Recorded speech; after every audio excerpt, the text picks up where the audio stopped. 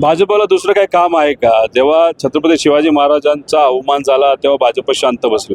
Doctor Babasaheb आंबेडकरांचा अवमान झाला, भाजप शांत बसले.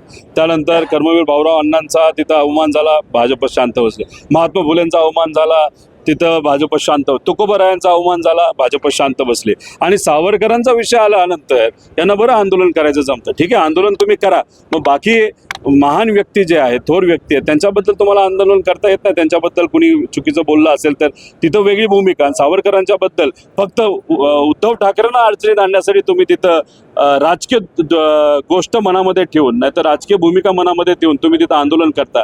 त्यामुळे भाजपला फक्त राजकारण पडलेलं, त्यांना विचाराचं काही पडलं नाही.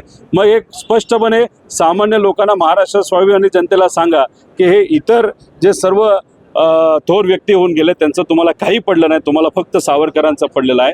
पण भाजपची भूमिका जर तुम्ही बघितली तर त्यांना फक्त राजकारण समजतं आणि कुठंतरी काही महाविकास आघाडीच्या नेत्यांना अडचणीत आणण्यासाठी सावरकरांचा मुद्दा आणतात. पण माझा नागरिक म्हणून स्पष्टपणे तिथं प्रश्न भाजपला आहे, जेव्हा इतर थोर व्यक्तींबद्दल कोणीतरी तुमचाच एक नेता खालच्या लेवलला जाऊन बोलतो तेव्हा तुम्ही शांत का बसता? आणि ही जी काही मोजकी आणि तिथं राजकीय भूमिका तुम्ही सातत्याने फक्त का घेता, असा आमचा प्रश्न आहे. यावर आता टीका टिप्पणी होते आहे, आक्षेप घेतला जातो आहे, त्याचा बोर्डिंग पास जो आहे तो सुद्धा जप्त करावा. नाही, दादांनी मास्क घातला असेल, टोपी घातली असेल तर आम्ही समजू शकतो. त्यातून ते लोकांपासून लपून ते कदाचित BJPच्या मोठ्या नेत्यांना भेटण्यासाठी गेले असतील.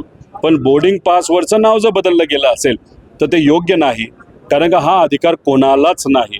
कारण का शेवटी जर बोर्डिंग पासवरचं नाव बदललं जात असेल तर उद्या जाऊन कुणीही चुकीच्या प्रवृत्तीचा व्यक्ती बोर्डिंग पासवरचं नाव बदलून विमानात जाऊ शकतो आणि चुकीची एखादी घटना त्या ठिकाणी होऊ शकते. त्याच्याचबरोबर बोर्डिंग पासवर नाव हे आपलंच असावं, जे आपल्याला दिलं गेलं आहे.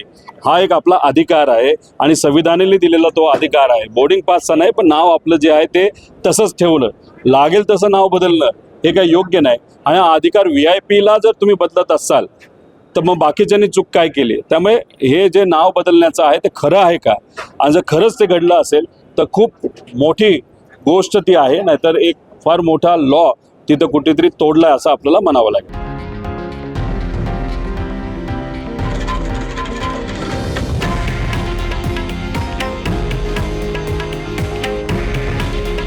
हे आहे देशातील नंबर 1 न्यूज नेटवर्क आणि आपण पाहत आहात TV9 मराठी.